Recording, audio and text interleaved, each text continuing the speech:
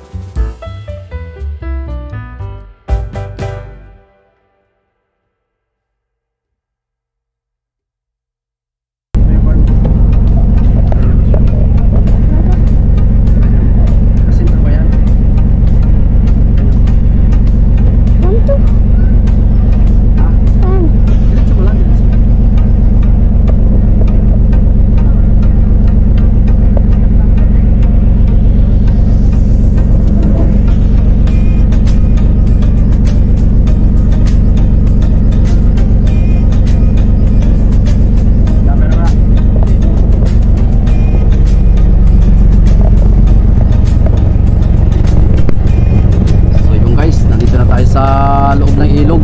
So halos ayan oh, nandiyan na yung mga bangka, nakalihira na sa kanilang kanya-kanyang pwesto.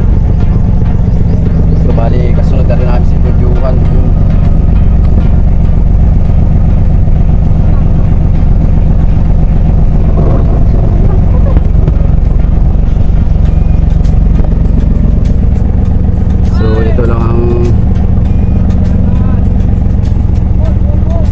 Ito lang kagandahan mga kailogs dito sa aming lugar, at mayroon kaming ganitong kinukubiran, pinapasukan na ilog. Kaso nga lang ay doon sa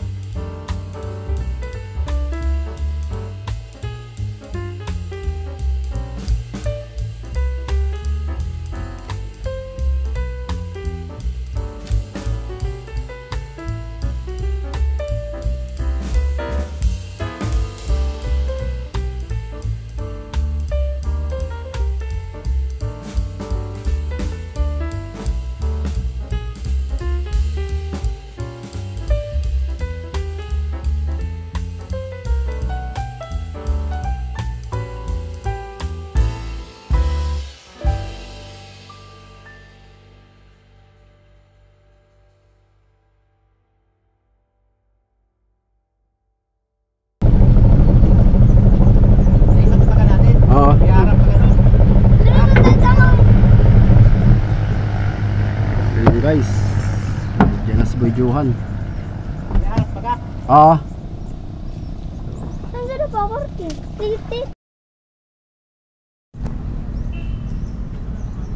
So yung guys, halos nakapwisto na lahat ang mga bangka dito sa ilog.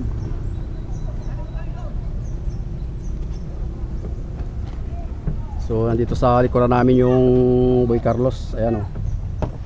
So ayan, nandyan yung Charilyn, Gail, tapos yung Castillo, tapos si Jana yun. So bali dadagdagan na lang namin ng lubid ito pagka talagang lumakas pang hangin dito sa ilog. Pero sa forecast naman ng Pag-asa ikwan, bali habagat siya.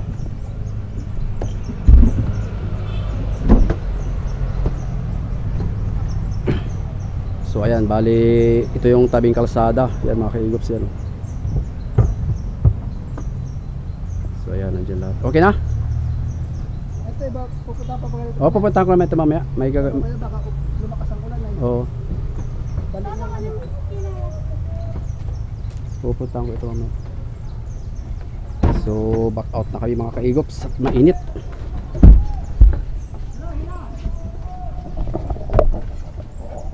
So, ayun, shout out nga pala sa mga viewers natin at sa mga subscriber.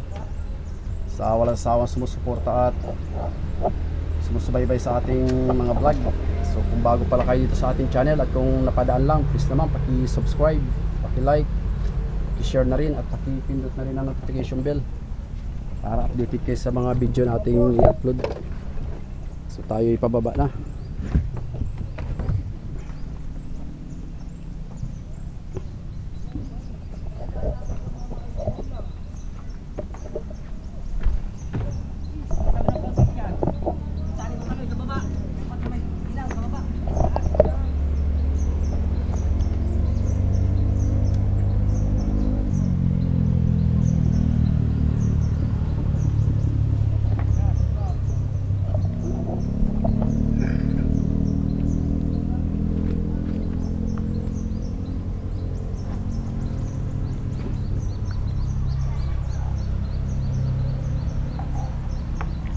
Pamaywa pa si Boy Carlos. Oh. Shout out Boy Carlos. Banda-banda mo pa ron. Yan.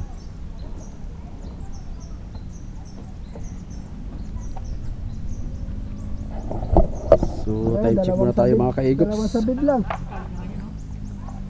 Alas 9:30 pa lang. Oh. Yung apat na sabid mo ngayon nakalag. Mag alas 9:30 pa lang pero grabe ng init. So sakay na Boy Carlos. So sana ay wag naman tumuloy yung bagyo dito sa area namin. At talagang super typhoon na yata. Sinabi mo apat na tali ba't nakalag? Alright. Masyado mong binilisan ng pagtali ay. Bilis ka dyan. So yun. Sides. Binilisan mo. Tapos ay. Malalim pa ito ay. Mababala pa tayo dito. Oh, malalim pa. Malalim pa. Kami ko na naman ngayon. Ayun.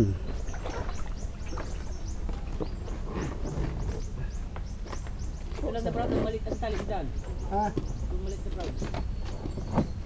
Yan o, para hikit. Ibas ka tayo yan, ibas. So dito tayo dahil sa gilid ng kalsada. Sakay sumampa. Diyan na. Tabi-tabi po. Umiihis si Boy Carlos.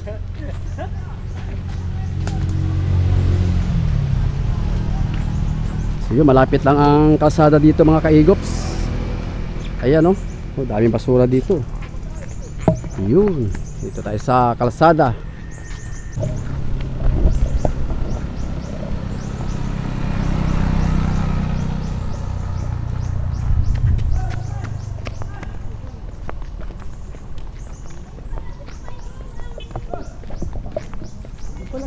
Sige, maglalakad lang ako.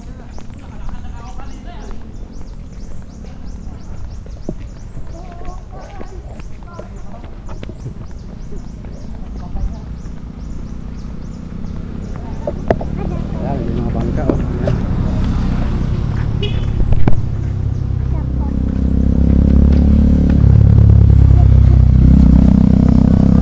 So yan talaga ang punduhan namin mga kaigops pagka may bagyo. Yan.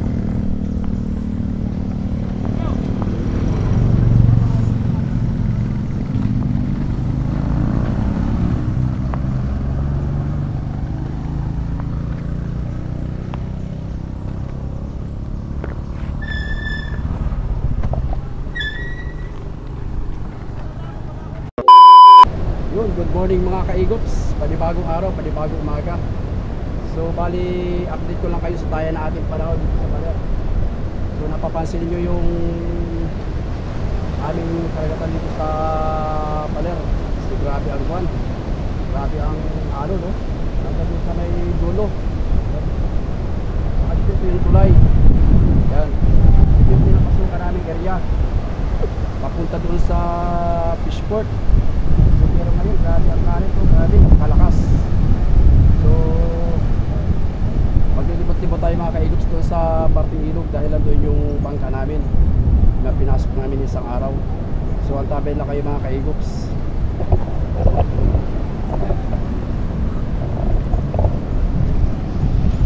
So yan yung area mga kaigops na bali pinapasukan namin hanggang papunta fishport. Ayan o. Yan. Tapos ito yung coastal area naman na mga resort. Yan. So tapos ito yung tulay yan. So bali doon namin pinapasok yung bangka sa left side. So kung mapapansin niyo yung ito yung pinaka bukanan na pinapasukan namin ng bangka dito. Yan, napakalakas ng current kayo kasi kuwan siya pahibas, low tide. So kung mapapansin niyo yan, talagang delikado ang pasukan dito sa amin dahil napakakitid na ng daan, hindi katulad ng dati. Iyon na yung pinaka-seawall niya, malayo. Tapos yan ay mababaw na sa punto na yan, sa parte na yan, sa part na yan. So kung mapapansin niyo yung dalahay, lakas. Yan. So bali yung mga bangka namin mga kaigops na ipasok na namin sa kuwan, sa ilog nung 3 days na siguro nung nagbabadya pa lang siya dito sa par. So bali inuna nating isip din na yung mga bangka, halos karamihan nandun na sa loob ng ilog. So ngayon ay bali in-update ko lang kayo dito sa aming lugar dahil signal number 1 yung Aurora ngayon, Central Luzon. So bali abot kami doon ng signal number 1. So bali ang bagyo naman ay medyo gigilid na sa Basco, Batanes. So ayun, nandito tayo mga kaigop sa ilog kung saan ay nandito na yung mga bangka natin nakapwesto. Ayan o. Ayan. So bali 3 days na ito na sa ilog nung pinasok namin nung nagbabadya pala si Biti nung nasa labas pala siya ng par. So bali ang hangin dito ngayon ay habagat. So ayan, halos nandun na lahat sa kabilang dulo. So ayan, talagang ito lang kagandahan dito sa area namin dahil may tinataguan kaming ilog na ganito. Kaso nga lang hindi advisable yung daan doon sa bukana pagka talagang inabutan ka ng high tide o di kaya may gulong. Kaya kailangan pagka wala pang gulong ay naipwesto natin yung bangka, naipasok na.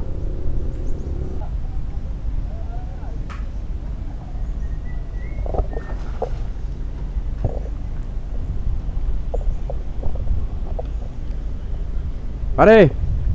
Hi, good morning! Nagbablog lang, pang-upload mamaya.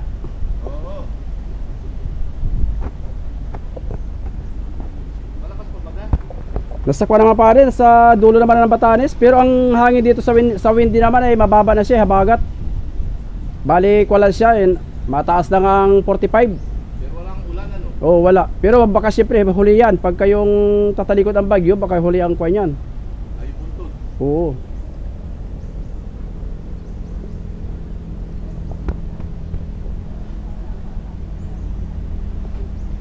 So ayan guys, bali ito yung kwan natin. Yan yung pwesto ng mga bangka dito hanggang doon sa may dulo yan. Ayan doon. Tsaka doon sa kabilang right side doon, pasok. Halos lahat ng bangka nandito. So ayan, bali nag-iikot din yung rescue dito sa amin, yung MMDR. Ayan o. Tinitingnan din yung kwan. Tinitingnan din yung sitwasyon dito sa ng mga bangka sa ilog. Alright.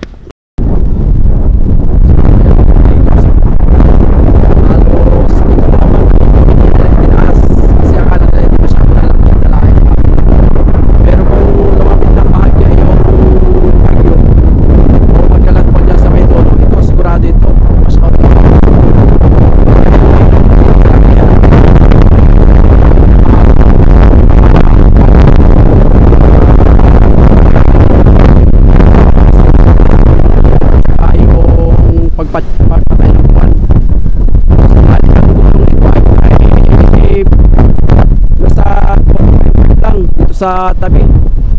So ayan oh. Ayan, habagat yan.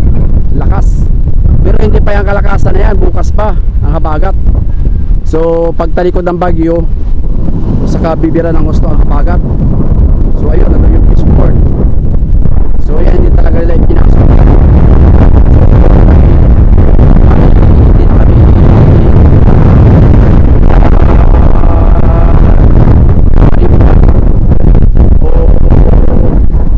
talagang sinisigurado namin yung safety na bangka. Pag ganyan kalakas kasi ang bagyo, kailangan kasi habangan dyan.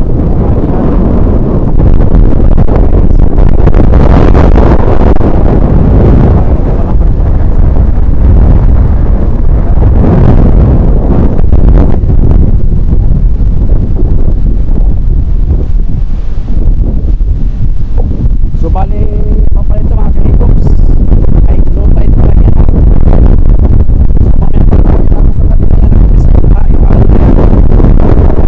Pero umabot na yung dalahay doon, no? Yan, umabot na doon sa doon.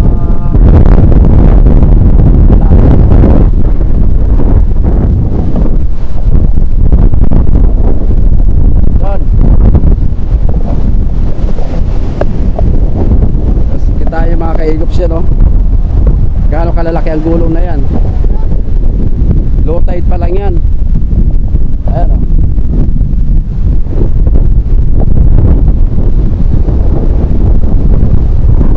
Walang halos malakas kasi palito siya, bali luok.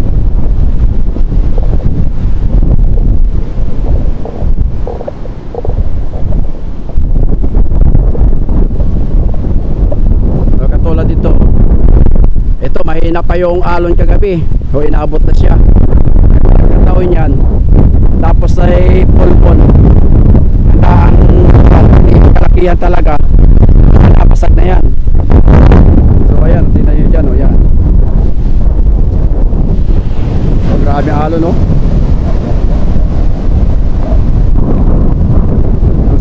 Sa area na yun, o yun.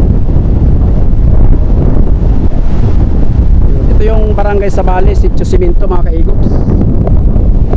So ito yung area na pinupunta ng mga bangka.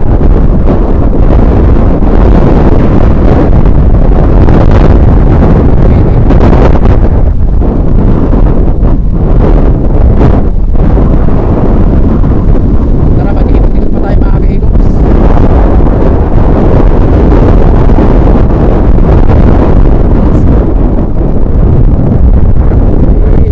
Boy Carlos, yung cameraman natin.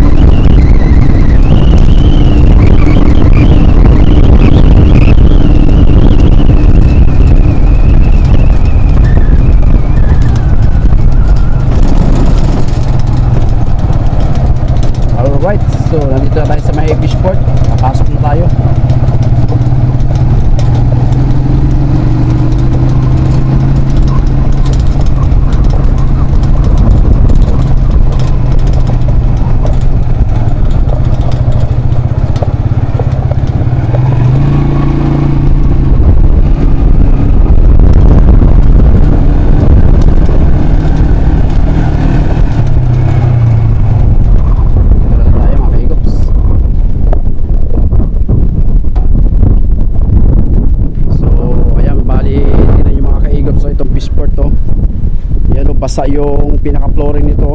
Yan.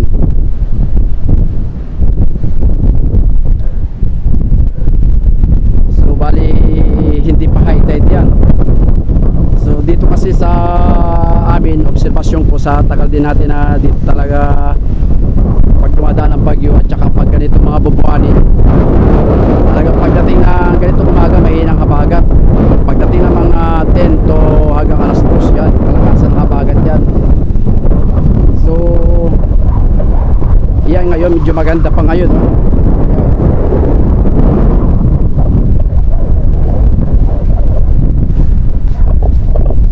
Mapapansin yung mga kaikot dyan, talagang sumasampa na dito yung alon. So bali ang hangin dito sa amin ay, kung tawagin dito ay Habagat Pangasinan. Kung titignan nyo naman sa windy sa forecast, ito ay pinaka west. So pag ang habagat dito ay nag southwest, so galing bundok, galing laot, parting Quezon. So itong area na ito, ganyan, ganda, kulong lang, walang ganitong hangin na kanya kalakas pagka nag southwest ang habagat, kasi ito siya puro west ito eh. Ayan, mapapansin nyo, so kalawis.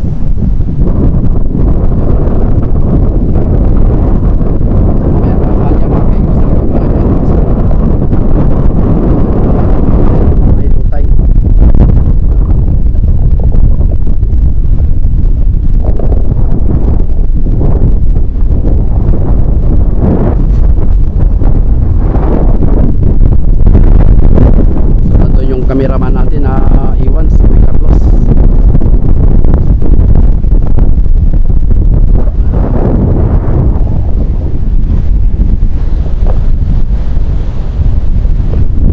So ayun, andito yung karamihan din na bangka sa side na yan, no? May naglalambat pa doon mga kaigops.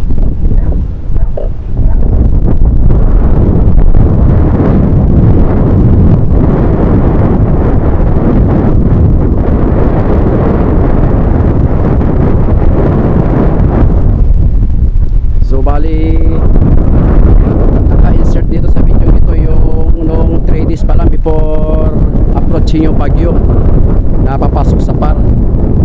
So bali ito na yung actual ngayon na kwan. Bali ito na yung actual na epekto ng bagyo dito sa lugar namin, DBT. So may signal na rin dito sa parting sa Central Aurora. So nung pinasok natin yung bangka, talagang kuwan pa yun, okay pa yung dagat, talagang kalmado pa siya. Kaya dapat kasi sa observation ko lagi dito sa lugar namin, kailangan talaga bago pumasok sa paro, malayo pa yung bagyo, kailangan nakamasok na para dun sa kanan na pinapasukan namin, eh talagang grabe ang alon dun. Bakit ko na inaipit, wala na, sayang na natin.